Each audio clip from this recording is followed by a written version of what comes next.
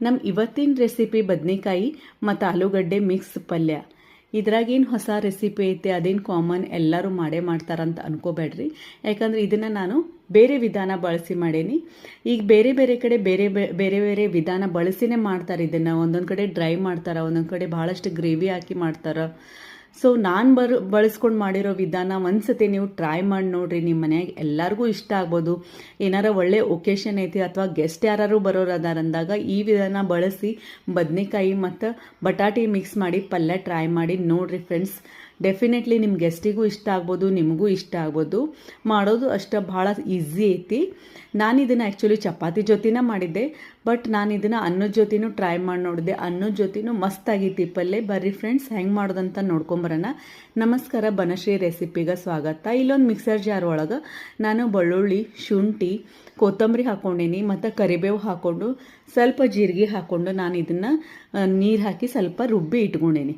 ಅಂದರೆ fine paste ಮಾಡಿ ನೀರು ಹಾಕಿ ಪೇಸ್ಟ್ ಮಾಡಿ ಇದನ್ನು ಸೈಡಿಗೆ ಇಟ್ಕೊಂಬಿಡೋಣ. ಈಗಿಲ್ಲೇ ನಾನು ಬದ್ನಿಕಾಯಿ ಮತ್ತು ಬಟಾಟಿನ ಹೆಚ್ಚಿ ನೀರು ಒಳಗೆ ಹಾಕಿದ್ದೆ, ಅಂದ್ರೆ ಬದ್ನಿಕಾಯಿ ಕಪ್ಪಾಗಬಾರ್ದು ಅಂತೇಳಿ.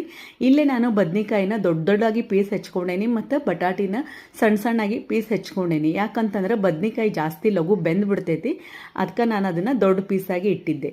ಈಗ ಮಾಡಿಟ್ಟಿರೋ ಅಂಥ ಮಿಕ್ಸರ್ ಒಳಗಿನ ಪೇಸ್ಟನ್ನು ಬದ್ನಿಕಾಯಿಗೆ ಹಾಕೇನಿ. ಬದ್ನಿಕಾಯಿ ಬಟಾಟಿನ ಒಂದು ಮಿಕ್ಸಿಂಗ್ ಬೌಲಿಗೆ ತೊಗೊಂಡೆ, ಅದ್ರೊಳಗೆ ಮಾಡಿಟ್ಟಿರೋಂಥ ಪೇಸ್ಟನ್ನು ಹಾಕ್ಕೊಂಡು ನಮ್ಮ ಇಲ್ಲೆಲ್ಲ ಡ್ರೈ ಬೇಸಿಕ್ ಮಸಾಲಿನ ಹಾಕ್ಕೊಂಡೇನಿ. ಬೇಸಿಕ್ ಮಸಾಲೆ ಒಳಗೆ ಅರಿಶಿನ, ಗರಂ ಮಸಾಲೆ, ಕೆಂಪು ಖಾರದ ಪುಡಿ, ಸ್ವಲ್ಪ ಕಾಳು ಮೆಣಸು ಪುಡಿ, ಆಮ್ಚೂರ್ ಪೌಡರ್, ಧನಿಯಾ ಪೌಡರ್, ಜೀರಾ ಪೌಡರ್ ಹಾಕ್ಕೊಂಡು ಮತ್ತು ರುಚಿಗೆ ತಕ್ಕಷ್ಟು ಉಪ್ಪನ್ನು ಅದ್ರಾಗ ಹಾಕ್ಕೊಂಡು ಒಂದು ಅರ್ಧ ತಾಸು ಇದನ್ನು ನಾನು ನೆನೆಯಾಕ ಇಟ್ಬಿಟ್ಟಿದ್ದೆ.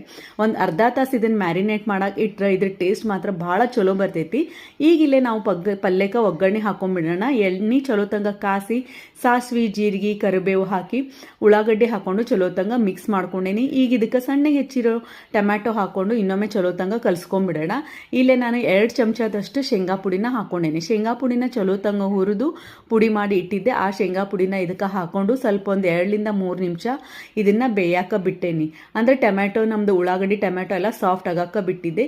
ಈಗ ನಾನು ಮ್ಯಾರಿನೇಟ್ ಮಾಡಿಟ್ಟಿರೋಂಥ ಬದನೆಕಾಯಿ ಮತ್ತು ಆಲೂಗಡ್ಡೆನ ಇದಕ್ಕೆ ಹಾಕ್ಕೊಂಡು ಚಲೋ ತಂಗ ಮಿಕ್ಸ್ ಮಾಡ್ಕೊಂಡೇನಿ. ಒಂದ್ಸತಿ ಇದು ಚಲೋ ತಂಗ ಮಿಕ್ಸ್ ಆದಮೇಲೆ ಇದಕ್ಕೆ ನಾವು ಆಲೂಗಡ್ಡೆ ಮತ್ತು ಬದನೆಕಾಯಿ ಬೇಯಕ್ಕೆ ನೀರು ಹಾಕೊಂಡ್ಬಿಡೋಣ. ನಾನು ಮಸಾಲೆ ಮ್ಯಾರಿನೇಟ್ ಮಾಡಕ್ಕೆ ಇಟ್ಟಿದ್ನೆಲ್ಲ ಆ ಪಾತ್ರೆ ಒಳಗಿಂದ ನೀರು ಇದಕ್ಕೆ ಹಾಕ್ಕೊಂಡೇನಿ. ಒಂದು 5ರಿಂದ 6 ನಿಮಿಷ ಇದನ್ನ ಚಲೋ ತಂಗ ಬೇಯಿಸ್ಕೊಂಡಿದ್ದೆ. ಒಂದು 5-6 ನಿಮಿಷಕ್ಕೆಲ್ಲ ಇದು ಚಲೋ ಬೆಂದ್ಬಿಡ್ತೈತಿ. ಈಗ ನಮ್ಮ ಬದನೆಕಾಯಿ ಮತ್ತು ಬಟಾಟಿ ಎರಡು ಚಲೋ ಬೆಂದೈತಿ. ಸಣ್ಣಗೆ ಹೆಚ್ಚಿಟ್ಟಿರೋಂಥ ಕೊತ್ತಂಬರಿ ಹಾಕೊಂಡ್ಬಿಟ್ರೆ ನಮ್ದು